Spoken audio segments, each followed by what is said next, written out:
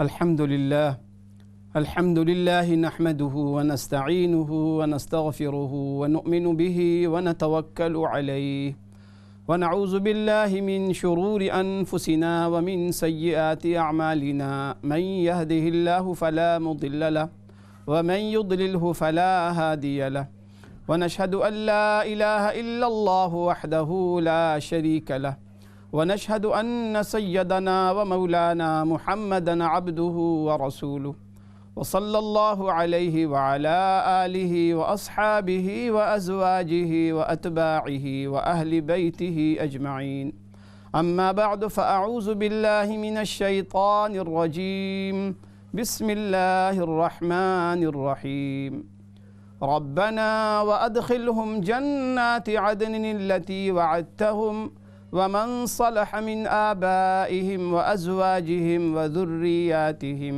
إنك أنت العزيز الحكيم صدق الله المولانا العظيم وصدق رسوله النبي الكريم ونحن على ذلك لمن الشاهدين والشاكرين والحمد لله رب العالمين إن الله وملائكته يصلون على النبي يا أيها الذين آمنوا صلوا عليه وسلموا تسليما اللهم صل على محمد وعلى آل محمد كما صليت على إبراهيم وعلى آل إبراهيم إنك حميد مجيد اللهم بارك على محمد وعلى آل محمد كما باركت على إبراهيم وعلى آل إبراهيم إنك حميد مجيد رب اشرح لي صدري ويسر لي أمري واحلل عقدة من لساني يفقهوا قولي محترم ناظرین السلام علیکم ورحمۃ اللہ وبرکاتہ۔ پروگرام رحمان کی رحمت میں آپ تمام بھائی بہنوں کو خوش آمدید ہے۔ اللہ کریم سے دعا ہے اللہ پاک ہماری اس پروگرام کو، آج کی اس نشست کو اپنی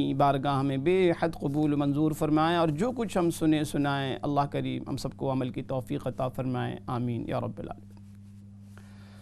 ناظرین، یہ دعاؤں کا پروگرام ہوتا ہے اور کوشش ہوتی ہے کہ قرآن کریم کے اندر سے یا رحمت عالم صلی اللہ علیہ وسلم کی کوئی مبارک دعا آپ کی خدمت میں پیش کی جائے، اور پھر اس دعا کے حوالے سے دعا کے جو ترجمہ ہے، جو مفہوم ہے، جو بیک گراؤنڈ ہے، اس حوالے سے کچھ گفتگو ہو۔ اللہ کرے کہ ہماری یہ گفتگو، ہماری یہ باتیں اللہ کے ہاں اللہ اس میں برکت بھی عطا فرمائے، اور اللہ ہم سب کی طرف سے قبول فرمائے سننا سنانا۔ اصل مسئلہ یہی ہے کہ اعمال تو ہم کرتے ہیں، اور اعمال جب ہم کریں تو یقینی طور پہ اللہ کریم سے پر امید ہونا چاہیے کہ اللہ کریم ہماری اس نیکی کو قبول فرما لیں، شرف قبولیت عطا ہو۔ تو بہرحال سب سے پہلے ان تمام لوگوں کے لیے دعا ہے جو اس وقت بیمار ہیں یا کسی پریشانی میں مبتلا ہیں، مشکلات میں ہیں، مسائل میں ہیں، آلام میں ہیں، مصیبتوں میں ہیں۔ اللہ کریم سے دعا ہے اللہ کریم آپ سب کو، جتنے ناظرین مجھے دیکھ رہے ہیں، سامعین سن رہے ہیں، جہاں جہاں تک میری آواز جا رہی ہے، اللہ کریم سے دعا ہے۔ بہت سے لوگ دعاؤں کی درخواست کرتے ہیں، دعاؤں کی درخواست کرنا چاہتے ہیں، پوچھنا چاہتے ہیں، لیکن کسی وجہ سے نہیں پوچھ پاتے، نہیں عرض کر پاتے۔ بہرحال آپ کی تمام دلی تمناؤں کو اللہ کریم پورا فرمائے، جائز تمناؤں کو، مشکلات کو اللہ کریم۔ بہت سے لوگ اس وقت پریشان حال ہیں ناظرین، روزگار کے مسائل ہیں، مقدمات ہیں، کیسز ہیں، قرض ہیں، بہت بڑا مسئلہ جاب کا ہے، تو بچوں کا بہت بڑا مسئلہ ہے، رشتوں کا بے شمار مسائل ہیں۔ بہرحال اللہ کریم سے دعا ہے اللہ کریم تمام مسائل کو حل فرمائے، مشکلات کو دور فرمائے۔ تو یہ جو دعا میں بارہا عرض کیا میں نے ناظرین کی، یہ دعا اللہ کریم کی طرف سے ایک بہت بڑی نعمت، جس طریقے سے اللہ پاک نے ہم مسلمانوں پر بے شمار نعمتوں کی بارش فرمائی، بے شمار احسانات، بے شمار نعمتیں، اور نعمتوں کے بارے میں اللہ کریم خود فرماتے ہیں کہ وَإِن تَعُدُّوا نِعْمَةَ اللَّهِ لَا تُحْصُوهَا، کہ میرے بندو اگر تم میری نعمتوں کو شمار کرنا چاہو گے تو گن نہیں پاؤ گے، شمار نہیں کر پاؤ گے۔ اب ظاہر ہے کہ جس نعمت کے بارے میں اللہ کریم خود فرما دیں کہ نعمت لا محدود ہے، نعمتیں ان گنت ہیں، تو ظاہر ہے کہ کون ہمت کر سکتا ہے، جرأت کر سکتا ہے کہ نعمتوں کو شمار کر سکتا ہے۔ بہرحال اللہ کریم ہمیں ان نعمتوں پر شکر گزاری کی توفیق عطا فرمائے، اور خاص کر کے ناظرین بعض نعمتیں ایسی ہیں کہ ان کا کوئی بدل نہیں ہے۔ انہی نعمتوں میں سے ایک نعمت دعا کی نعمت ہے جو اللہ پاک نے ہمیں اور آپ کو عطا فرمائی ہوئی ہیں۔ اللہ کرے کہ ہمیں دعا پڑھنے کی اور خاص کر کے دعا مانگنے کی ہمیں توفیق ہو کہ ہم دعا کریں، اللہ پاک سے دعا مانگا کریں، دعا مانگنے کا اپنے آپ کو عادی بنائیں، اور پورے یقین کے ساتھ پورے اطمینان کے ساتھ سکون کے ساتھ اللہ سے دعا مانگیں۔ حدیث میں آتا ہے کہ جب بندہ اور بندی اللہ پاک سے جب بندے دعا مانگتے ہیں تو جب تک بندے دعا سے بیزار نہ ہو جائیں اللہ کریم دعا قبول کرتا رہتا ہے۔ ہاں، جب بندے دعاؤں سے بیزار ہو جاتے ہیں، بیزار کا مطلب یہ کہ بندے جب یہ کہنا شروع کر دیتے ہیں کہ میری دعا تو قبول ہوتی نہیں، یعنی جب بندے جلد بازی کرنے لگتے ہیں، رش کرنے لگتے ہیں دعا کے قبول، پھر تو وہ دعا نہ ہوئی نا، پھر تو ایسا ہوا کہ جیسے کوئی بڑا چھوٹے کو حکم دے رہا ہوتا ہے۔ تو اللہ پاک تو ہم سب کے مالک و خالق ہیں۔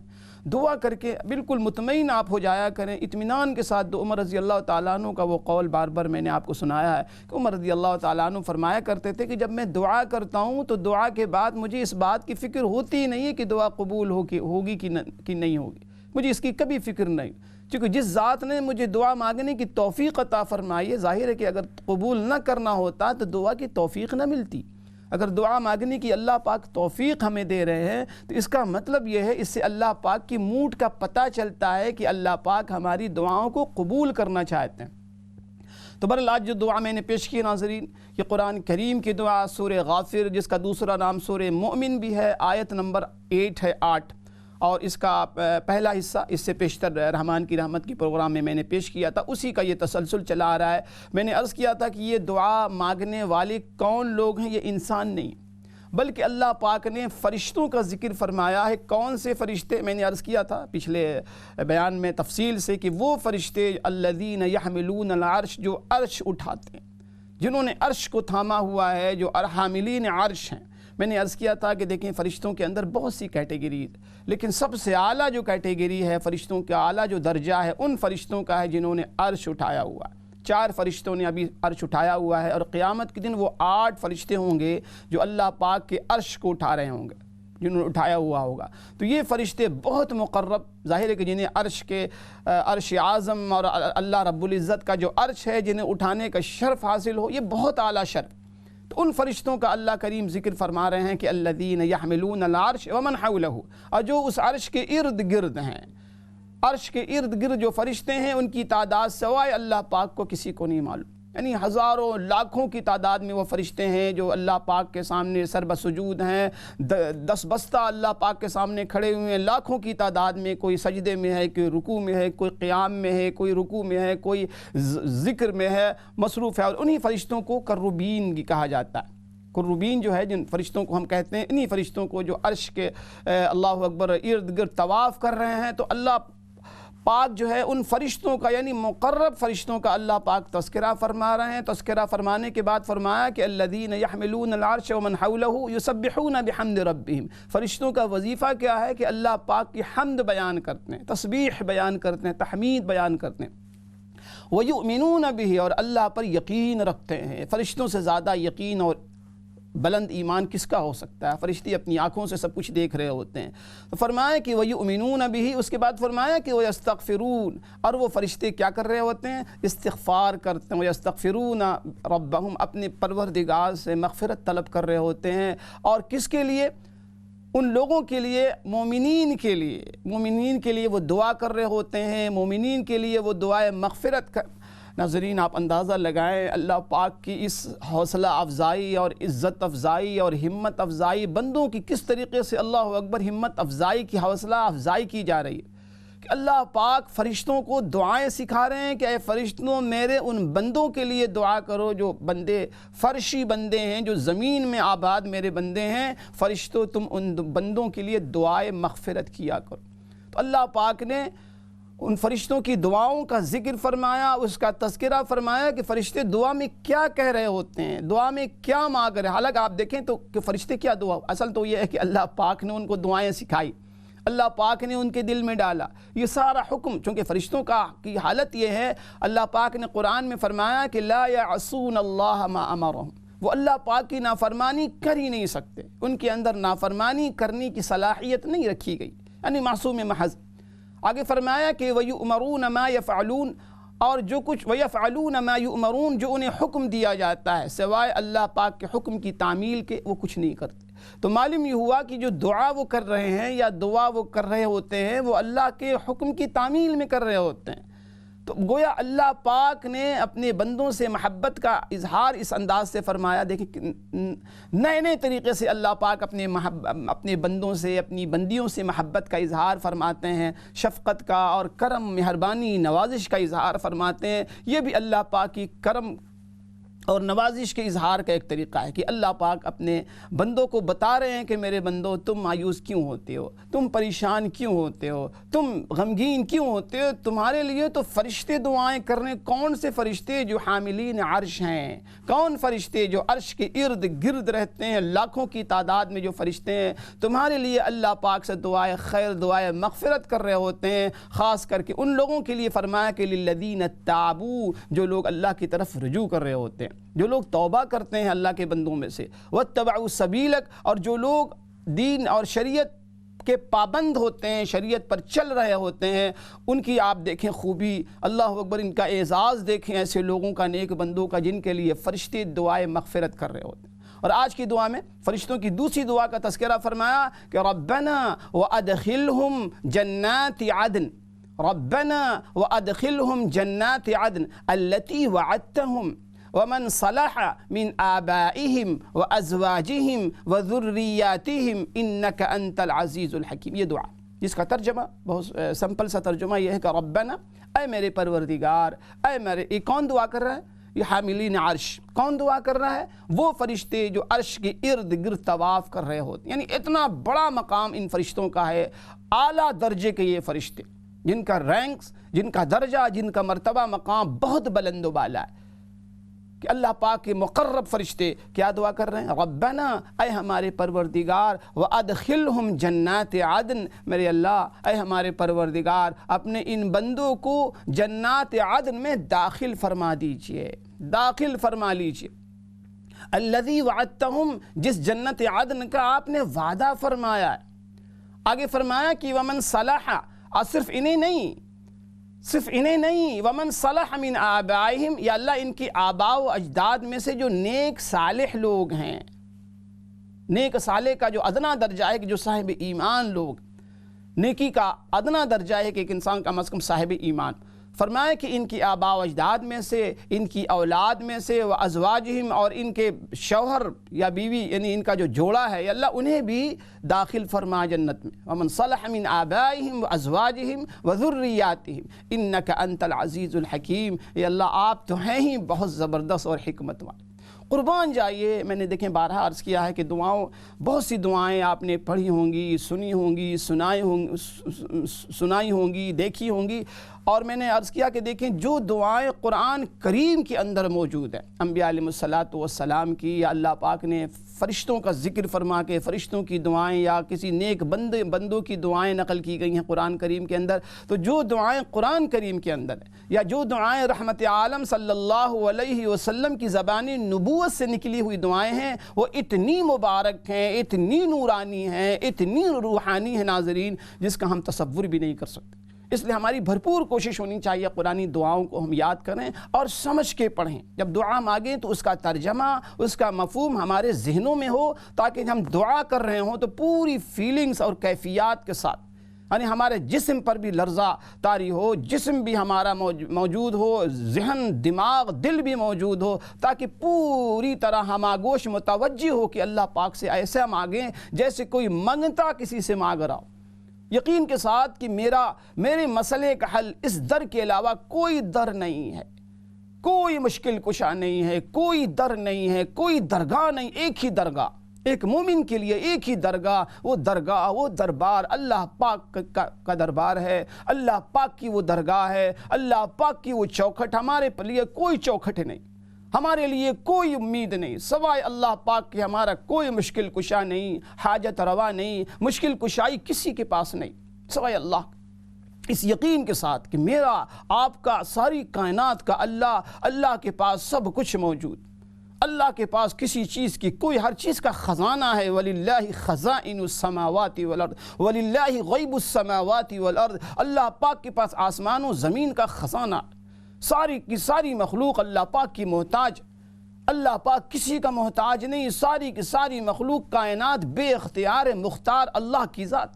ساری کی ساری کائنات محتاج ہے، مجبور ہے، اللہ پاک کی ذات غنی ہے، واللہ الغنی وانتم اس یقین کے ساتھ مانگیں گے آپ، اس یقین کے ساتھ اللہ پاک کے سامنے اپنی گزارشات پیش کریں گی اور آپ پیش کریں گے ناظرین، اللہ بہت کریم ہے، اللہ پاک ضرور آپ کی سنیں۔ تو بہرحال یہ دعا تھی جس کا میں نے ترجمہ کیا۔ اب دیکھیں اس دعا میں فرشتوں نے کیا مانگا ہے ہمارے لیے، آپ کے لیے، ہم سب کے لیے۔ فرشتوں نے اللہ پاک سے کیا مانگا ہمارے لیے، غور کریں۔ فرمایا دعا کا اسلوب دیکھیں، ربنا، سب سے پہلے فرشتوں نے اللہ پاک کا جو صفاتی ناموں میں سے ایک نام رب ہے، رب پروردگار، تربیت کرنے والا، رب کسے کہتے ہیں؟ رب عربی میں اسم فاعل کا صیغہ ہے، یعنی پرورش کرنے والا، تربیت کرنے والا۔ رب کسے کہتے ہیں؟ تربیت کسی کہتے ہیں؟ کہ کسی چیز کو ابتدا سے لے کے، نقطہ آغاز سے لے کے اس کے نقطہ انجام تک پہنچانا تدریجاً، گریجولی، اس کو کہتے ہیں رب، ابتدا سے لے کے انتہا تک۔ اللہ کی وہ ذات ہے۔ اب دیکھیں ہمارا ساری کائنات کا رب ہے۔ سب سے پہلا جو آپ سینٹنس پڑھتے ہیں، الحمدللہ رب العالمین، اے اللہ آپ ساری کائنات کے رب ہیں، ساری کائنات۔ اس لیے کسی مخلوق کا نام رب رکھنا یہ حرام۔ عبد الرب تو آپ رکھ سکتے ہیں، کسی کا نام رب نہیں ہو سکتا۔ رب صرف اللہ کی ذات، رب صرف اللہ کی ذات۔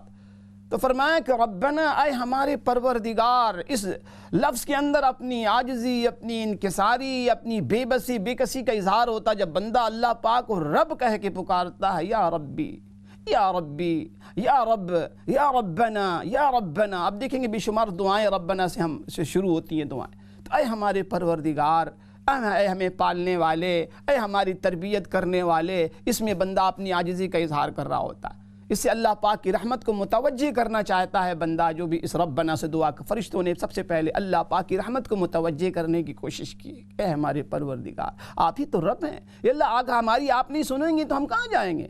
ہمارا تو دوسرا کوئی رب نہیں ہے، آپ ہمارے رب ہیں، آپ ہمارے پروردگار ہیں، کریٹر ہیں، سسٹینر ہیں، سب کچھ تو مالک آپ ہیں، مختار آپ۔ اس کے بعد فرشتوں نے کیا مانگا؟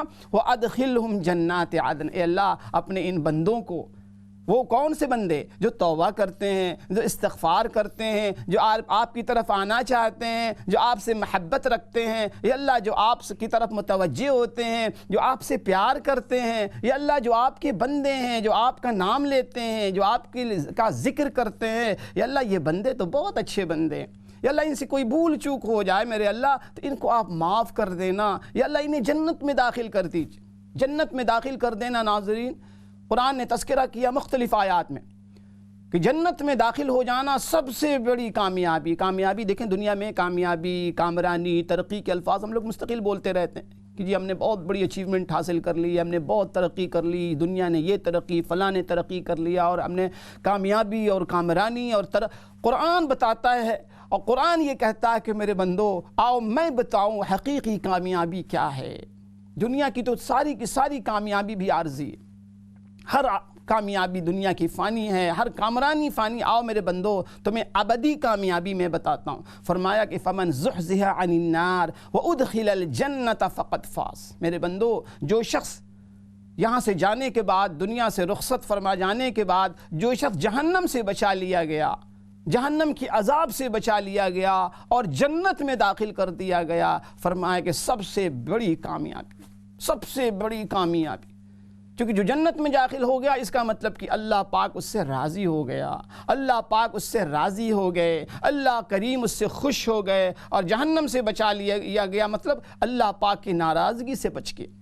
فرمایا کہ سب سے بڑی کامیابی یہی ہے کہ اب دوبارہ کسی قسم کی ناراضگی اس کو نہیں جھیلنی پڑے گی، کسی قسم کی ناراضگی کے مرحلے سے اسے نہیں گزرنا، جس سے اللہ پاک راضی ہو گیا، ہمیشہ ابد الآباد کے لیے جسے جنت مل گئی۔ فرمایا کہ میرے بندو یہ حقیقی کامیابی ہے، یہ ایکچول کامیابی ہے، یہ ریل کامیابی، یہ بڑی کامیابی۔ تو قربان جائیں فرشتوں کے انداز پہ، فرشتوں کی اس دعا پر، اتنی پیاری دعا، ربنا وادخلہم، اے ہمارے پروردگار داخل کر دیجئے ان لوگوں کو جو آپ کی طرف رجوع کرتے ہیں، توبہ کرتے ہیں۔ کس میں؟ جنات عدن، عدن والی جنت میں۔ ناظرین جنت کیا ہے؟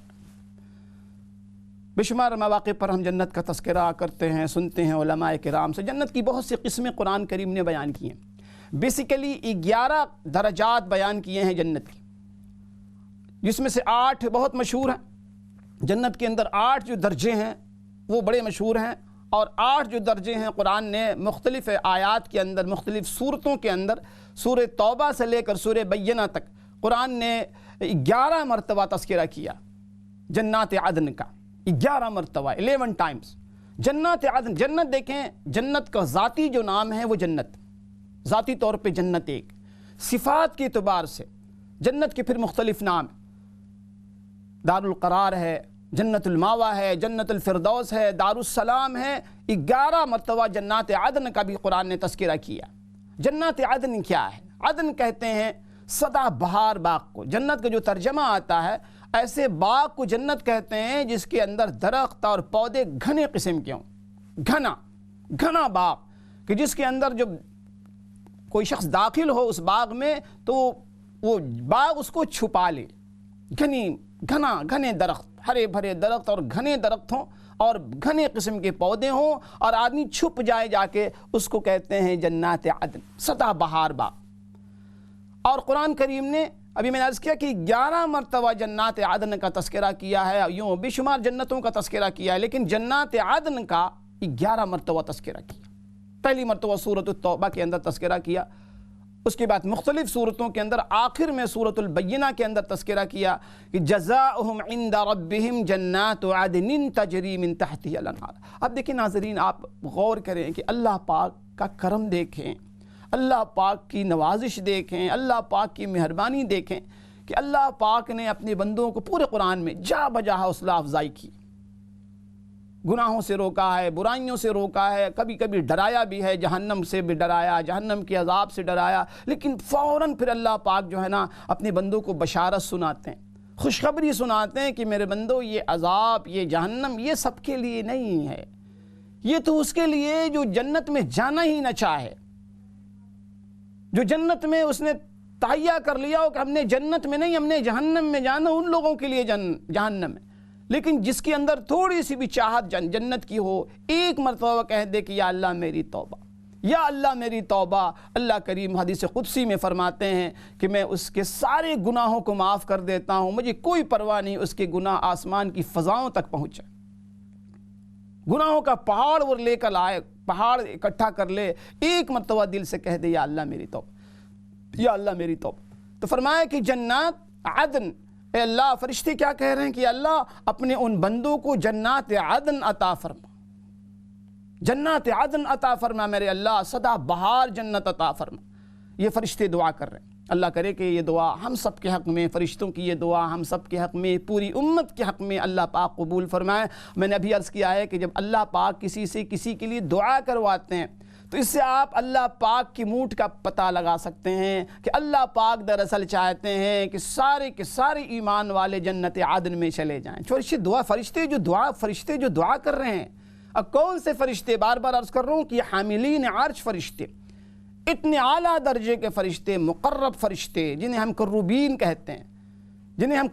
کہتے ہیں، نہایت ہی مقرب فرشتے دعا کر رہے ہیں۔ اگلی دعا کیا ہے؟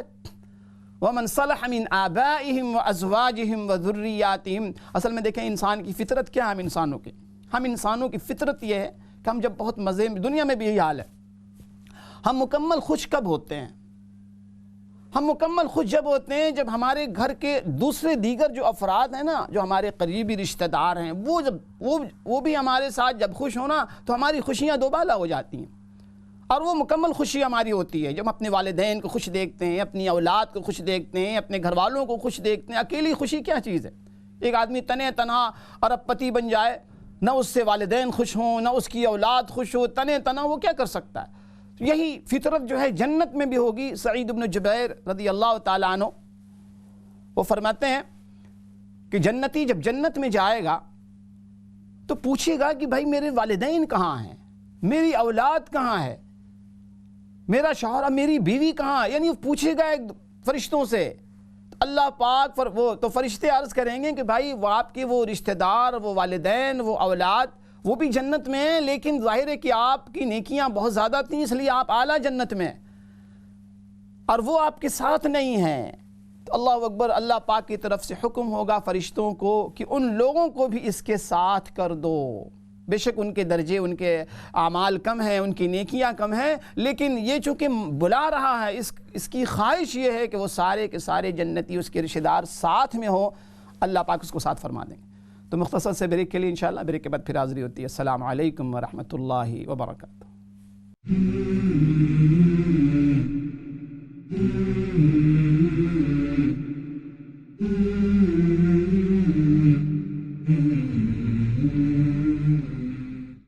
الحمد لله وكفى وسلام على عباده الذين اصطفى اما بعد فاعوذ بالله من الشيطان الرجيم بسم الله الرحمن الرحيم ربنا وادخلهم جنات عدن التي وعدتهم ومن صلح من آبائهم وازواجهم وذرياتهم انك انت العزيز الحكيم صدق الله المولانا العظيم۔ محترم ناظرین، السلام علیکم ورحمۃ اللہ وبرکاتہ۔ پروگرام رحمان کی رحمت میں آپ تمام بھائی بہنوں کو خوش آمدید ہے۔ بریک سے قبل میں اس دعا کے حوالے سے عرض کر رہا تھا، یہ دعا سورہ غافر، جس کا دوسرا نام سورہ مؤمن بھی ہے، 24ویں پارے میں یہ صورت موجود ہے، آیت نمبر 8 ہے۔ اور وہ فرشتے جو کہ خود ہی نوری مخلوق ہیں، اور وہ فرشتوں کے اندر وہ کیٹیگری، وہ درجہ، وہ مرتبے والے فرشتے جو کہ حاملین عرش ہیں، اللہ پاک نے ان کی دعاؤں کا تذکرہ کیا ہے کہ فرشتے ہم سب بندوں کے لیے، مومن بندوں کے لیے کیا دعا کرتے ہیں۔ دعا میں نے آپ کو سنائی ہے، اور اس دعا کے حوالے سے گفتگو چل رہی تھی بریک سے قبل۔ تو میں ساتھ میں یہ بھی عرض کر دوں کہ کالز آن ہیں، آپ چاہیں تو آج کی ٹاپک کے حوالے سے یا کوئی بھی مسئلہ آپ کے ذہن میں ہو تو آپ کال کر سکتے ہیں۔ آپ کی کال انشاءاللہ ہر ایک کال ہمارے لیے بڑی مبارک ہے۔ آپ کال کر کے مسائل پوچھ سکتے ہیں۔ بہت بہت شکریہ آپ تمام بھائی بہنوں کا جو آپ ہمیں جوائن کرتے ہیں، ہمیں دیکھتے ہیں اور حوصلہ افزائی بھی کرتے ہیں، مسائل بھی پوچھتے ہیں۔ اللہ کریم آپ سب کو بہت برکتیں عطا فرمائے۔ تو ناظرین، اس دعا کے حوالے سے میں عرض کر رہا تھا، جس کا ترجمہ میں آپ کو سنا دوں جن لوگوں نے ابھی ہمیں جوائن کیا ہے، دعا سن لیں۔ ربنا وادخلہم، حاملین عرش جو فرشتے ہیں، مقرب فرشتے اللہ پاک کے اور عرش کے، فرمایا کہ وہ دعا یوں کر رہے ہوتے ہیں کہ اے ہمارے پروردگار، وادخلہم جنات عدن التی وعدتہم، یا اللہ اپنے ان بندوں کو جن کا تذکرہ پچھلی آیت میں گزرا ہے۔ کون سے بندے؟ فرشتے دعا کرتے ہیں، ربنا وسعت كل شيء رحمة وعلما فاغفر للذين تابوا، کہ اے اللہ ان لوگوں کی مغفرت فرما دیجئے جو توبہ کرتے ہیں، جو تائب ہوتے ہیں، جو آپ کی طرف رجوع کرتے ہیں، متوجہ ہوتے ہیں، واتبعوا سبیلک، اور آپ کی شریعت کو فالو کرتے ہیں۔ ان بندوں کے لیے دعا چل رہی ہے۔ تو ان بندوں کے لیے جو اللہ کی طرف رجوع کرتے ہیں، توبہ کرتے ہیں، اللہ پاک کی طرف متوجہ رہتے ہیں، شریعت کو فالو کرتے ہیں، ان کی حوصلہ افزائی کے لیے، عزت افزائی کے لیے مزید دعا فرشتے کیا کر رہے ہوتے ہیں کہ اللہ اپنے ان بندوں کو جنت میں داخل فرما دیجیے۔ کون سی جنت؟ جنات عدن، یعنی جنت کے اندر جو بڑے بڑے درجے ہیں، ان میں ایک بڑا درجہ جنات عدن کا ہے۔ اسی طرح جنت الفردوس ہے، دار السلام ہے۔ میں نے ابھی عرض کیا کہ جنت کا تذکرہ اللہ پاک نے مختلف مقامات پہ کیا۔ جنت کیا ہے؟ جنت آپ یوں سمجھیں کہ اللہ پاک کی خوشنودی کی علامت ہے۔ آخرت میں اللہ پاک کی خوشنودی کی ایک ظاہری جو علامت ہے وہ کیا ہے؟ وہ جنت، جسے جنت میسر آ گئی، جسے اللہ پاک نے عذاب سے، جہنم سے بچا کے جنت میں داخل کر دیا، گویا اللہ پاک اس سے راضی ہو گئے، اللہ پاک اس سے خوش ہو گئے، اللہ پاک کی رضا خوشنودی اسے حاصل ہو گئی۔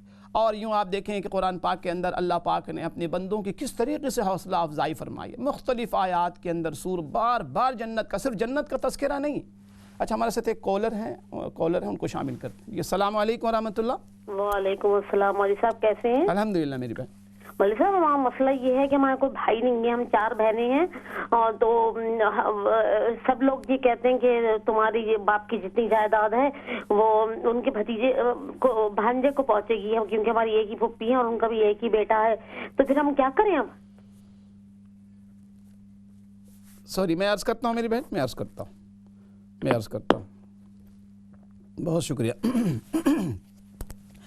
اللہ کریم بہت جزا خیر عطا فرمائے۔ میری بہن پریشان بالکل نہ ہو، دیکھیں شریعت میں نا ہمارے یہاں لوگ کیا کہتے ہیں یا میں کیا کہتا ہوں، کوئی اور کیا کہتا ہے، اس کا کوئی معنی مطلب نہیں ہے۔ شریعت نے جب کسی شخص کا انتقال ہوتا ہے تو انتقال کے بعد اس کا جو ترکہ ہوتا ہے، جو وراثت ہوتی ہے، جو جائیداد وہ جو چھوڑ کے جانے والا جو جاتا ہے، تو اس میں شریعت نے سب کے حصے متعین کیے ہوئے ہیں۔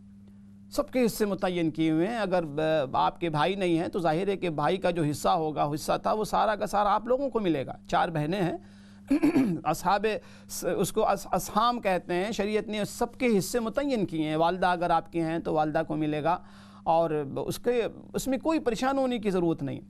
چونکہ وراثت کا مسئلہ بہت ہی سیریس ایشو ہوتا ہے، بہت ہی نازک یہ ایشو ہوتا ہے. اس حوالے سے آپ سے گزارش یہ ہے کہ آپ جو ہے نا 1 to 1 کسی مفتی صاحب سے، کسی عالم سے، آپ کے قریب میں امام صاحب اگر لوکل مسجد میں ہوں تو ان کو بلا کے آپ تمام لوگ بیٹھ جائیں، اور انشاءاللہ وہ آپ کو وراثت کے اندر جو کچھ بھی ہے ورک آؤٹ کر کے آپ کو بتا دیں گے بہت تفصیل سے. اس میں بالکل پریشان ہونے کی ضرورت نہیں ہے. آپ کا جو بھی شریعت نے حصہ متعین کیے 4 بہنوں کا انشاءاللہ وہ ملے گا. ایسا نہیں کہ آپ کا کوئی حق مار چونکہ بیٹا نہیں ہے، آپ کا کوئی بھائی نہیں ہے تو آپ کا حق مار کے کسی اور کو دیا جائے گا، ایسا نہیں ہے. بلکہ آپ کا حق اور بڑھ گیا، چونکہ بھائی آپ کے ساتھ نہیں ہے تو آپ کا حصہ بڑھ کے ملے گا انشاءاللہ تعالی. ہمارے ساتھ ایک اور کالر ہیں، انہیں شامل کر. السلام علیکم ورحمۃ اللہ. وعلیکم السلام. دیکھیں آپ کا پروگرام بہت اچھا ہوتا ہے، بہت شکریہ میری بہن، ہمیشہ سنتی ہوں. مگر پچھلے ایک پروگرام نے آپ نے یہ کہا تھا کہ اللہ نے آپ کی تقدیر لکھ دی ہے، جو آپ کی تقدیر میں ہوتا ہے وہ آپ کو مل کے رہتا ہے. تو میری سمجھ میں اس دن سے میں تھوڑی سی کنفیوز ہوں کہ اللہ نے اگر آپ کہتے ہیں کہ لکھ دی گئی ہے، اور پھر اللہ نے بار بار قرآن شریف میں کیوں فرمایا جب میرے بندے مجھے تم پکارو میں تمہاری پکار کو سنتا ہوں. اور دعا کے لیے بھی کہا ہے کیونکہ اللہ کو عبادت میں سب سے زیادہ دعا ہی پسند ہے. تو جب ہم اگر تقدیر ہماری لکھ دی گئی ہے، جو اللہ نے لکھ دیا ہے وہی ہمیں ملے گا، تو پھر جب ہم دعا کرتے ہیں تو اللہ تو سن رہا ہے ہماری پکار کو، اور وہ ہمیں عطا بھی کرتا ہے اپنے جو ہمارے لیے بہتر ہوتا ہے. کیونکہ اللہ فرماتا ہے جیسا بندہ میرے سے گمان کرتا ہے میں اس سے بہتر اجر اس کو دیتا ہوں. تو اس کا پھر کیا مطلب ہوا کہ اگر لکھ دی گئی. میں عرض کرتا ہوں، آپ کی بات میں سمجھ گیا، انشاءاللہ میں عرض کرتا ہوں. بہت بہت شکریہ آپ کی کال کا میری بہن. جی نیکسٹ کالر. السلام علیکم ورحمۃ اللہ. جی کالر آواز آ رہی ہے؟ جی جی جی آ رہی ہے. جی فرمائیے. جی جی جی آپ لائیو ہیں، بتائیے. جی السلام علیکم. جی وعلیکم السلام ورحمۃ اللہ. جی ہمیں ہر وقت کس چیز کا ورد زیادہ کرنا چاہیے، استغفر اللہ کا یا رب انی ظلمت نفسی فاغفر لی؟ کیا دونوں میں کون سے زیادہ افضل ہیں؟ کیا بتایا؟ استغفر اللہ اور استغفر اللہ یا رب انی ظلمت نفسی فاغفر لی. ٹھیک ہے میں عرض کرتا ہوں. بہت شکریہ، جزاکم اللہ. اچھا میری بہن، آپ نے تقدیر کا مسئلہ پوچھا ہے. دیکھیں میں نے ساتھ میں یہ عرض کیا تھا کہ دیکھیں تقدیر کی 2 قسمیں ہیں. دیکھیں تقدیر اصل میں ہے کیا، پہلے اس کو آپ سمجھیں. تقدیر کہتے ہیں اندازے کو. اندازہ، تقدیر اندازے سے، قدر یقدر، تقدیر کے معنی ہوتے ہیں کہ اندازہ کر لینا. اسی لیے تقدیر کے حوالے سے بہت سی چیزیں حدیث کے اندر بیان کی گئی ہیں. فرمایا کہ دیکھو رفع القلم، قلم اٹھا لیے گئے ہیں. یعنی تقدیر کے قلم نے جو کچھ لکھنا تھا وہ کچھ لکھ لیا، اب اس میں تبدیلی نہیں آ سکتی. رفع القلم، روشنائی خشک ہو گئی، یعنی اب تقدیر نہیں لکھی جائے گی، تقدیر لکھ دی گئی. تقدیر کے معنی اندازہ کرنا. قرآن کی آیت میں اندر موجود ہے وَخَلَقَ كُلِّ شَيْءٍ فَقَدَّرَهُ تَقْدِيرًا. اللہ پاک نے ہر چیز کو پیدا فرمایا اور ہر چیز کا ایک اندازہ متعین کر دیا، یعنی تقدیر لکھ دی. تو یاد رکھیں کہ تقدیر کی 2 قسمیں، ایک تقدیر مبرم ہے، ایک معلق ہے. مبرم یہ ہے کہ بالکل اٹل، اس کے اندر کوئی تبدیلی. مثال کے طور پر آپ کی اور ہماری زندگی کتنی ہے، رزق کتنا ہے، موت کہاں آئے گی، ایک انسان جنتی ہے کہ جہنمی ہے، یہ اللہ کے علم میں. اور قرآن کی آیت موجود ہے ان اللہ عنده علم الساعة وَيُنَزِّلُ الْغَيْثَ، کہ 5 چیزیں وہ ہیں، ان چیزوں کے ساتھ ساتھ جن کے بارے میں اللہ پاک کے علاوہ کوئی نہیں جانتا. 5 لا يعلمهن الا اللہ، اللہ پاک کے علاوہ کوئی نہیں جانتا. ماں کے پیٹ میں کیا ہے، شقی ہے کہ سعید ہے، بدبخت ہے کہ نیک بخت ہے، خوش بخت ہے. ایک شخص جو ہے بارش کب ہوگی، ایک شخص کی موت کہاں آئے گی، کل کیا ہونے والا ہے. تو یہ ساری چیزیں ہیں میری بہن، یہ مقدرات میں سے ہیں. اور اس کو تقدیر مبرم کہتے ہیں کہ اس کے اندر کوئی تبدیلی نہیں، اٹل بالکل سے. ایک شخص کی زندگی کتنی ہے، قرآن کے اندر آپ پڑھتی ہیں بار بار، آپ بولتی بھی ہیں کہ بھائی ہر شخص کا وقت متعین ہے، ساعت، گھنٹہ، منٹ، سب کچھ متعین ہے. 1 منٹ کے لیے بھی انسان اپنی ایکچول زندگی سے نہ آگے ہو سکتا نہ پیچھے ہو سکتا ہے، کمی بیشی نہیں ہو سکتی. اچھا دیکھیں دوسری چیز دعا، تدبیر، ذکر، اذکار، یہ چونکہ تقدیر ہی کا حصہ ہیں، یاد رکھیں اس کو. آپ جو دعا کرتی ہیں نا، آپ دعا کرتی نہیں، آپ سے دعا کروائی جاتی ہے. آپ ذکر کرتی نہیں ہیں، آپ سے ذکر کروایا جاتا ہے. اللہ پاک کی توفیق شامل حال نہ ہو تو ہم ذکر کے ہم ایک مرتبہ اللہ کریم کا نام لینے پر ہم قادر نہ ہوں. یہ اللہ پاک کا احسان ہوتا ہے کہ ہماری زبانیں ذاکر بن جاتی ہیں، ذکر کر رہی ہوتی ہیں. ہماری سوچ، ہماری فکر، ہماری تھوٹ اگر اللہ کریم کے بارے میں سوچتی ہے تو ہمارا نہیں، اس کا کریڈٹس اللہ سبحانہ و تعالیٰ کو جانتا. ہمارے ساتھ ایک اور کالر جو شامل کرتے ہیں. السلام علیکم ورحمۃ اللہ. وعلیکم السلام ورحمۃ اللہ وبرکاتہ. مولانا صاحب میرا ایک سوال ہے کہ وائٹ گولڈ جو آج کل ایک نکلا ہوا ہے، وائٹ گولڈ کو بولتے ہیں، کیا وہ مرد پہن سکتے ہیں؟ وائٹ گولڈ، گولڈ اصل میں گولڈ ہے، وائٹ ہو اور بلو ہو جائے یا رنگ اس کو، لیکن گولڈ مردوں کے لیے چونکہ حرام ہے نا. ٹھیک ہے، بہت شکریہ آپ کی کال کا. میں مزید عرض کرتا ہوں. جی نیکسٹ کالر. السلام علیکم ورحمۃ اللہ. وعلیکم السلام ورحمۃ اللہ. مولانا صاحب آپ سے بات کرنی ہے اپنے بیٹے کے بارے میں. جی جی. میرا بیٹا 28 سال کا ہے، اس کی شادی کا مسئلہ ہے، رکاوٹ بہت زیادہ آتی ہے، سب سے زیادہ اپنے رکاوٹ کرتے ہیں. جب بھی اس کی شادی کا مسئلہ حل ہونے جاتا ہے، ان کو پتہ چل جاتا ہے، وہ فون کرتے ہیں، ان لوگوں کو بدگمانی کر دیتے ہیں، ان لوگوں کو بدگمان کر دیتے ہیں، ان لوگوں کو بتاتے ہیں کہ لڑکا یہ ٹھیک نہیں ہے، یہ شادی نہیں کرنا. یہاں پہ رکاوٹ آ جاتی ہے بہت زیادہ. میں اس کے لیے بہت زیادہ پریشان ہوں. بالکل پریشان نہ ہو، میں عرض کرتا ہوں میری بہن، پریشان بالکل نہ ہو. پریشانی کی کوئی وجہ نہیں ہے. اللہ پاک آسانیاں پیدا فرمائے گا جی انشاءاللہ تعالی. بالکل پریشان نہ ہو. جی اور کال ہے؟ اچھا، بہت بہت شکریہ میری بہن آپ کی کال کا. اللہ کریم آپ تمام بھائی بہنوں کے لیے آسانیاں پیدا فرمائیں. جی بہت سے مسائل ہیں، بڑی مشکلات ہیں. اللہ پاک سے دعا بھی کریں، ساتھ میں کوشش اور تدبیر بھی. اسباب کی دنیا ہے، اسباب ضرور اختیار کریں. تو بہرحال میری بہن میں تقدیر کا تذکرہ کر رہا تھا کہ دیکھیں تقدیر کا مطلب ہرگز یہ نہیں، بلکہ بڑی پیاری بات کسی عالم نے فرمائی ہے کہ اگر آپ اپنی تقدیر کے بارے میں جاننا چاہتے ہیں کہ تقدیر جنت کی طرف لے جا رہی ہے، جنت ہے یا جہنم، اچھی ہے یا بری، تو بہت آسان طریقہ ہے. اپنے اعمال کے آئینے میں آپ تقدیر کو دیکھ لیں. جو آپ کے اعمال ہیں نا، جن اعمال کی آپ کو توفیق ہو رہی ہے، وہ اعمال دراصل آئینہ ہیں تقدیر کے. اس آئینے کے اندر، اس مرر کے اندر آپ اپنی تقدیر کو دیکھ سکتے ہیں، دیکھ سکتی ہیں کہ یعنی اچھے اعمال کی اگر توفیق ہو رہی ہے، اچھی سوچ کی آپ مالک ہیں، اچھے اخلاق کی آپ مالک ہیں، اسلام پر آپ چل رہی ہیں، شریعت کو فالو کر رہی ہیں، اللہ رسول کے حوالے سے آپ کی دل میں محبت سے آپ بالکل بھرپور ہیں، سرشار ہیں اللہ رسول صلی اللہ علیہ وسلم کے عشق میں، اور دین پر چلنے کی توفیق ہو رہی ہے، تو بہت بڑی خوشخبری ہے کہ انشاءاللہ تعالی آپ کی تقدیر جنت ہے. تقدیر میں جنت لکھی ہوئی. اور اگر خدا نخواستہ زندگی بے راہ رو گزر رہی ہے، بے راہ روی زندگی میں، کسی قسم کی شرعی پابندی نہیں ہے، ہر کام شریعت کے خلاف ہو رہا ہے، شریعت سے دوری، طبیعت اندر سے مطمئن نہیں ہے شریعت پر، شرح صدر نہیں ہے، ایمان کا وہ نور عطا نہیں ہوا دل دماغ میں، ہمیشہ آدمی مشوش ہے، تشویش میں ہے، تو یقین جانیے کہ بہت بری خبر. تو معلوم یہ ہوا کہ تدبیر بھی تقدیر کا حصہ ہے. ہرگز یہ مطلب نہیں کہ آدمی تقدیر پر ہاتھ رکھ کر بیٹھ جائے، سمجھو نہ وہ جاب کرے نہ وہ اعمال. دیکھیں دنیا میں رزق کے حوالے سے کیا ہے، رزق کے حوالے سے بھی یہی ہے کہ رزق لکھ دیا گیا ہے. لیکن ہم کیوں دکان کھولتے ہیں، کیوں جاب تلاش کرتے ہیں، کیوں 8 گھنٹے ہم لگاتے ہیں، کیوں ہم جاب کے لیے اسٹرگل کرتے ہیں؟ چونکہ یہ اللہ کے نبی صلی اللہ علیہ وسلم کا حکم ہے، یہ اللہ پاک کا فرمان ہے کہ رزق تلاش کرو. رزق تلاش کرنے کے بعد، اسباب اختیار کرنے کے بعد، اس کے نتیجے کو، رزلٹ کو تقدیر کے حوالے کر دو، اللہ پاک کے حوالے کر دو. اب دیکھیں نا، آپ تقدیر سمجھنا، آپ دنیا میں دیکھیں بہت سے لوگ ایک ساتھ کوشش کر رہے ہوتے ہیں، ایک کامیاب ہو جاتا ہے، ایک ناکام ہوتا ہے. اس کو تقدیر کہتے ہیں. ساری کوشش کے باوجود ایک شخص ناکام ہو جاتا ہے، کیوں؟ اس کو تقدیر کہتے ہیں. اچھا، ہمارے ساتھ ایک اور کالر ہمیں شامل کرتے ہیں. السلام علیکم ورحمۃ اللہ. جی کالر، آواز آ رہی ہے؟ جی میرا کوشچن ہے، جی جی، اگر بیوی سول کورٹ سے خلا لے لے جی جی، تو اس کی اسلام کے اندر کیا اس کی حیثیت ہے؟ کیا اس کو اسلامکلی ڈیورس ہوگی؟ ٹھیک، میں عرض کرتا ہوں. بہت شکریہ. جی نیکسٹ کالر. السلام علیکم ورحمۃ اللہ. ہیلو، السلام علیکم. جی وعلیکم السلام ورحمۃ اللہ. اچھا بھائی صاحب، ایک سوال پوچھنا تھا. مجھے ایک گھر خریدنا ہے. جی جی. تو وہ وہ بینک سے لون مورگیج لینا ہے، تو اس کے بارے میں آپ کا کیا رائے ہے؟ ٹھیک ہے، عرض کرتا ہوں بھائی، بہت شکریہ، بہت بہت شکریہ آپ کی کال کا بھائی، بہت بہت شکریہ۔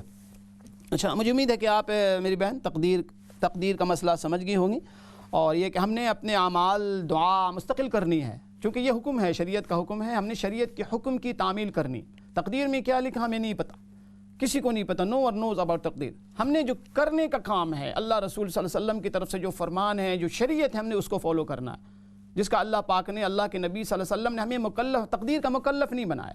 ہمیں جو حکم ہے کہ تم اعمال صالحہ کرتے رہو، نیکیاں کرتے رہو، اپنے عقیدے کو درست رکھو، سوچ کو درست رکھو، تقدیر اللہ پاک کے پاس، تم نے اچھے اعمال کرنا ہے، ٹھیک ہے؟ ہم نے جو کرنے کا کام ہے وہ ہم کریں۔ بہت بہت شکریہ آپ کی کال کا۔ اچھا، اگلا جو سوال تھا، میری بہن نے پوچھا کہ کون سا ذکر زیادہ اچھا ہے۔ میری بہن، یہ دونوں جو ذکر ہے نا، استغفر اللہ جو ہے، یا اسی طرح اللہم انی ظلمت نفسی ظلما کثیرا، یہ دونوں تقریباً ایک ہیں۔ دونوں کے اندر کیا ہے؟ اپنے گناہوں کی معافی ہے، استغفار ہے۔ استغفر اللہ جو ہے، اس کی زیادہ وہ ہے، چونکہ زیادہ آسان بھی ہے، استغفر اللہ آپ پڑھیں، اور وہ جو دعا ہے وہ پوری ایک دعا ہے، اللہم انی ظلمت نفسی ظلما کثیرا ولا یغفر الذنوب الا انت فاغفر لی مغفرۃ من عندک وارحمنی انک انت الغفور الرحیم۔ اگر زبانی یہ دعا آپ کو یاد ہے تو یہ دعا بھی آپ پڑھیں، ایسا نہیں کہ یہ دعا کوئی کم درجے کی ہے، لیکن استغفار جو ہے نا، اس کی کثرت سے ہمیں تاکید آئی ہے استغفار کرنے کی، مسلسل آپ حالانکہ وہ اس دعا کے اندر بھی استغفار ہی ہے، اللہ پاک سے انسان معافی مانگ رہا ہوتا ہے، یا اللہ میں نے اپنی جان پر ظلم کیا ہے، ہمیں معافی عطا فرما، یا اللہ تو غفور الرحیم ہے۔ لیکن استغفار یہ بہت چونکہ ایزی ہے ٹو پروناؤنس، چلتے پھرتے اٹھتے بیٹھتے استغفر اللہ ربی من کل ذنب واتوب الیہ، اس کو آپ زیادہ کثرت سے آپ پڑھیں تو چونکہ آسان ہے، اس لیے آپ کے لیے زیادہ اس میں آسانی ہوگی، اور اس کی بڑی تاکید بھی آئی۔ اس کے بعد وائٹ گولڈ کے بارے میں دیکھیں، گولڈ جو ہے نا، گولڈ ہے، سونا جو ہے، چاہے وہ وائٹ ہو، چاہے وہ اپنی اصلی کلر کے اندر ہو، مردوں کے لیے منع ہے اور حرام ہے۔ اس کے علاوہ میری بہن نے مسئلہ پوچھا ہے کہ 28 سال کا ان کا بیٹا ہے، شادی کا مسئلہ ہے، اور رشتہ آتا ہے، پھر رکاوٹ ہو جاتی ہے، اور کچھ لوگ اگلے رشتے والے کو بدگمان کر دیتے ہیں بچے کی طرف سے، تو رشتہ نہیں ہو پاتا۔ دیکھیں، ایک تو سب سے پہلے ذہن میں رکھیں، ابھی میں نے اسی تقدیر کا مسئلہ بتا رہا تھا آپ کو، کہ ساری کوشش کریں، یعنی اپنی کوشش میں، اپنے اسباب اختیار کرنے میں، تدبیر اختیار کرنے میں، سورسز اختیار کرنے میں، استعمال کرنے میں، ہم نے اپنی جانب سے کوئی کمی نہیں کرنی، کیونکہ یہ بھی تقدیر کا حصہ ہے۔ ہم نے اپنی طرف سے ساری کوشش کرنی ہے، جو بھی دنیا میں ہر چیز کے اچیو کرنے کا، حاصل کرنے کا جو نیچرل جو طریقہ ہے، جو طریقہ رائج ہے، آپ نے سارے جائز اسباب اختیار کرنے۔ ایک بڑی مصیبت یہ بھی ہوتی ہے ہمارے یہاں ہے، جس سے غلط فہمی پھیلتی ہے، بسا اوقات لوگ کیا کرتے ہیں، اپنی طرف سے ایفرٹس کرنے کو تیار ہوتے نہیں ہیں،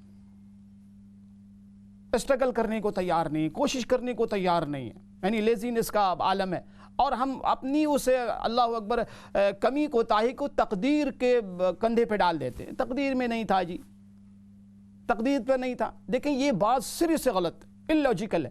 ہم نے چونکہ تدبیر اختیار کرنے کا حکم، جیسے مثلاً آپ بیمار ہیں، ہوتے ہیں نا، اللہ آپ کو شفائے کاملہ، ہم سب کو شفائے کلیہ اور صحت سلامتی عطا فرمائے۔ ہم جب بیمار پڑتے ہیں تو کیا کرتے ہیں؟ کیا ہم چھوڑ دیتے ہیں کہ تقدیر میں ہوگا تو بخار ختم ہو جائے گا؟ نہیں نا، ہم فوری طور پہ امیڈیٹلی ہم اپنے جی پی سے کانٹیکٹ کرتے ہیں، کرنا چاہیے، فرض ہے کرنا، دوا اور پرسکرپشن لیتے ہیں، ٹیسٹ کرواتے ہیں، پورا انسٹرکشن جو گائیڈ لائن جو ہوتی ہے ہم اس کو فالو کرتے۔ کیوں کرتے ہیں؟ اس لیے کہ یہ حصہ ہے تقدیر کا۔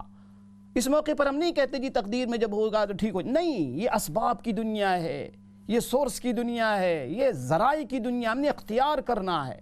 ہم اپنی اللہ اکبر نکمے پن کو، سستی کو، کاہلی کو تقدیر کے کندھے پہ، تقدیر کے سر پہ مار دیتے ہیں کہ تقدیر میں لکھا تھا جی۔ جاب پہ کیوں جاتے ہیں آپ؟ ہم جاتے ہیں نا جاب پہ، دکان کھولتے۔ تو ایک تو ذہن میں رکھیں کہ رشتہ تلاش کرنے میں، رشتے ڈھونڈنے میں ہم کوئی کمی نہ کریں۔ جتنے سورسز ہیں، آن لائن کا اگر دور ہے، اور میرج بیورو جو لوگ چلاتے ہیں، مسجد کے ائمہ حضرات ہیں، بڑے بزرگ لوگ ہیں، ان سے کے ذریعے ہم رشتہ تلاش کریں، جو بھی طریقے ہیں رشتہ تلاش کریں۔ تلاش کرنے میں کوئی نہ کمی نہ کرے. تلاش کرنے کے بعد اپنی کوشش کرنے کے بعد نتیجے کو اللہ پاک کے حوالے کر دیں. دعا بھی کر لیں کہ یا اللہ جو سورسز اسباب کی دنیا میں، اسباب کے درجے میں، ذرائع کے درجے میں جو کچھ تھا میں نے کیا میرے اللہ، اب نتیجہ آپ کے ہاتھ میں. ٹھیک ہے، اللہ پاک سے دعا بھی مانگتے رہیں. یہ ہے اصل میں مومن کی شان، نہ تو اپنی کوشش میں کمی کرے، نہ دعا سے بیزار ہو، نہ کوشش سے بیزار ہو، دونوں گمراہی. ٹھیک ہے. اس کے بعد جو لوگ اس قسم کی حرکت کرتے ہیں، ظاہر ہے کہ قابل مذمت حرکت ہے. نعوذ باللہ کسی کے خلاف کسی کو بدگمان کرنا، بدگمانی پھیلانا، نعوذ باللہ یہ تو بہت ہی یعنی گھٹیا قسم کی حرکت ہے. نعوذ باللہ کسی کے بارے میں کسی کو بہکانا کہ جی آپ فلاں جگہ شادی نہ کرو، فلاں جگہ ایسا نہ کرو، ایسا ہو جائے گا، یہ تو بہت ہی گری ہوئی حرکت ہے. اللہ ہم سب کو ہدایت دے، ایسے کرنے والوں کو اللہ ہدایت دے. آپ کیا کر رہے ہیں؟ یہ کیا کر رہے ہوتے ہیں؟ آپ کسی کو ذلیل کر رہے ہیں. کسی کے ذلیل کرنے سے کوئی ذلیل ہوتا ہے؟ یہ تو بہت بری حرکت ہے. اللہ پاک ایسے لوگوں کو ہدایت دے بھائی. اس کے بعد بھائی نے پوچھا ہے کہ خلا اگر کوئی شخص کورٹ سے لے لے تو کیا خلا ہو جاتا ہے؟ دیکھیں کورٹ کے اندر جب خلا لیا جاتا ہے نا، تو وہ جو اینڈ آف دا ڈے وہ جو بندہ سائن کرتا ہے اوپر جو کچھ لکھا ہوا ہوتا ہے، تو ظاہر خلا تو وہ ہوگا نا. خلا آپ انگلش میں دیں، خلا آپ اردو میں دیں، خلا آپ بنگالی لینگویج میں، پنجابی لینگویج میں، عربی میں دیں، خلا ہے. جسے طلاق کسی بھی لینگویج میں دیا جائے، وہ شخص پورے اختیار کے ساتھ ہوش و حواس میں جب یہ کہہ رہا ہوتا ہے کسی بھی لینگویج میں، طلاق پڑتی ہے. اسی طرح خلا ہے. خلا جس نے اپلائی کیا ہوتا ہے کورٹ کے اندر، تو ظاہر ہے کہ وہاں رضامندی دیکھی جاتی ہے. وہ آخر میں جب کورٹ فیصلہ لیتا ہے تو یقینی طور پہ اس یعنی گروم کا سائن ہوتا ہوگا، برائڈ کا، دونوں کا سائن ہوتا ہے کہ یعنی جو کچھ ہے وہ اس سے اگری ہیں، وہ خوش ہیں، وہ رضامندی کے ساتھ ہوتا ہے. تو اس میں یقیناً خلا واقع ہوتا ہے، خلا ویلڈ ہو جاتا ہے. اس کے بعد بھائی نے مورگیج کے حوالے سے پوچھا ہے گھر خریدنے کے لیے. دیکھیں مورگیج کے اندر کسی قسم کے جواز کی کوئی گنجائش نہیں ہے. متفقہ مسئلہ ہے سب کے نزدیک، مورگیج جو ہے سود کا لینا دینا حرام ہے. اور ایسا حرام ہے، میں بارہا عرض کرتا ہوں کہ بے شمار گناہ جو ہے اس کا تذکرہ اسے منع کیا گیا ہے، اس کے تذکرے موجود ہیں. لیکن سود کا لین دین ایک ایسا گناہ ہے کہ اللہ پاک نے اس گناہ پر کیا، اللہ پاک نے اعلان جنگ سنایا کہ اگر تم سود سے نہیں بچتے ہو، سودی لین دین سے نہیں بچتے ہو، تو فَأَذَنُوا بِحَرْبٍ مِّنَ اللَّهِ وَرَسُولِهِ، تو پھر تیار ہو جاؤ اللہ اور اس کے رسول صلی اللہ علیہ وسلم سے جنگ کے لیے. اور یاد رکھیں کہ جنگ کا کیا مطلب ہوتا ہے. جنگ سے مراد یہ نہیں ہے کہ فرشتے گویا تیر کمان لے کر آئیں گے اور گن لے کر آئیں گے اور پھر ہمیں شوٹ نہیں. اللہ پاک کی طرف سے جنگ کا مطلب یہ ہے کہ یاد رکھیں اس کی نحوست پھر نسلوں کے اندر نحوستیں جاتی ہیں. دیکھ لیجئے ان لوگوں کو آپ تجربہ کر کے دیکھیے جو لوگ سودی کاروبار کرتے ہیں، ان کے خاندان، ان کے گھر، ان کی اولاد، پھر نسلوں کے اندر کیا کچھ ہو رہا ہوتا ہے. اللہ پاک ہم سب کی حفاظت فرمائے سودی لین دین سے، سودی کاروبار سے، سود کے ہر قسم، سود کی بے شمار قسمیں آج کل نئے طریقے سے ماڈرن، کیونکہ ماڈرن دور ہے نا، ہر چیز کے ماڈرن نام دیے جا رہے ہیں. آج کل انٹرسٹ کا نام بدل دیا جاتا ہے، سود کا نام بدل دیا جاتا ہے، پینے والی چیزوں کا نام بدل دیا، مشروبات کہہ دیا جاتا ہے. اللہ پاک دیکھیں بڑے فتنوں کا دور ہے، بہت فتنوں کا دور ہے. تو اللہ پاک جو ہے ہم سب کی حفاظت فرمائے. تو یاد رکھیں کہ یہ مورگیج یہ حرام ہے، اس کے اندر کوئی گنجائش نہیں ہے. اللہ پاک آپ کے لیے بہتری اور آسانی پیدا فرمائے. بغیر سود کے اللہ سے مانگیے کہ اللہ میں بہت کمزور ہوں، ہمیں بغیر سود کے لین دین کے ہمیں اچھی رہائش گاہ عطا فرما. بہت شکریہ آپ کی کال کا. اچھا دعا میں عرض کر رہا تھا ناظرین، ربنا وادخلہم جنات عدن الذي وعدتهم ومن صلح من آبائهم وأزواجهم وذرياتهم إنك أنت العزيز الحكيم، جس کا ترجمہ یہ ہے کہ اے ہمارے پروردگار، ان لوگوں کو جن کا تذکرہ پچھلی آیات میں تھا کہ جو توبہ کرتے ہیں، استغفار کرتے ہیں، اللہ ان کو جنت میں داخل فرما. کون سی جنت؟ جنات عدن، سدا بہار جنت میں جس کے اندر سے کبھی نہ نکلے بندہ، ایسی جنت میں داخل فرما. میں نے عرض کیا تھا کہ جنت کے اندر ایک جنت کا جو نام ہے وہ جنات عدن ہے. آگے فرشتے دعا کرتے ہیں کہ الذی وعدتہم، یا اللہ اس جنت کے دینے کا تو آپ نے وعدہ فرمایا ہے. اللہ پاک کا وعدہ ہے کہ میرے بندو ہم تمہیں جنت عدن میں داخل فرمائیں گے. فرشتوں نے وعدہ یاد دلایا کہ میرے اللہ، اے ہمارے پروردگار، جنات عدن کا تو آپ نے وعدہ فرمایا اپنے نیک بندوں کو دینے کے حوالے سے. اور اللہ کا وعدہ کیا ہے؟ ان اللہ لا یخلف المیعاد، اللہ پاک اپنے وعدے کے خلاف نہیں کیا کرتا. وعدہ کو پورا اللہ سے زیادہ وعدہ کو پورا کرنے والا کون ہوتا ہے؟ اور یہ وعدہ ہمارے عمل پر نہیں ہے. دیکھیں جو بھی جنت میں جائے گا یاد رکھیں محض اللہ پاک کے فضل کرم سے بخشا جائے گا، جنت میں جائے گا، ہمارے اعمال کی وجہ سے نہیں. ہمارے اعمال، ہم اور ہمارے اعمال کیا ہیں؟ اللہ معاف کرے، ہم اور ہماری عبادات، ہمارے روزے، ہمارے حج، یہ تو محض اللہ پاک اپنے فضل و کرم سے قبول فرما لیں. یہ اللہ پاک کی عنایت و مہربانی ہے. تو اللہ پاک جس کو بھی جنت دیں، جنت عطا فرمائیں گے، اپنے فضل سے عطا فرمائیں گے. آگے فرشتے کہتے ہیں یا اللہ ومن صلح من آبائہم، یہ اللہ جنت تو ان کی ادھوری ہوگی صرف جنت میں جائیں گے اکیلے اگر، تو یا اللہ ان کے والدین کو، نیک صالح والدین کو، آباء و اجداد کو، یا اللہ ان کی اولاد کو اور ان کے جوڑوں کو، شوہر ہیں تو بیوی کو، بیوی ہے تو شوہر کو، یا اللہ ان کو بھی جنت میں داخل فرما دیجیے. اور انک انت العزیز الحکیم، یا اللہ آپ تو ہیں ہی بہت حکمت والے، آپ کا کوئی کام حکمت سے خالی نہیں. علماء نے لکھا ہے کہ جس شخص کو ہر کام کے اندر حکمت سمجھ میں آ جائے نا کہ اللہ کی طرف سے حکمت، کبھی وہ پریشان نہیں ہوگا. تو انشاءاللہ پھر کل ملاقات ہوگی آپ کا سوال میں انشاءاللہ کل شام میں 7:30 بجے. اپنا خیال رکھیے گا. السلام علیکم ورحمۃ اللہ وبرکاتہ.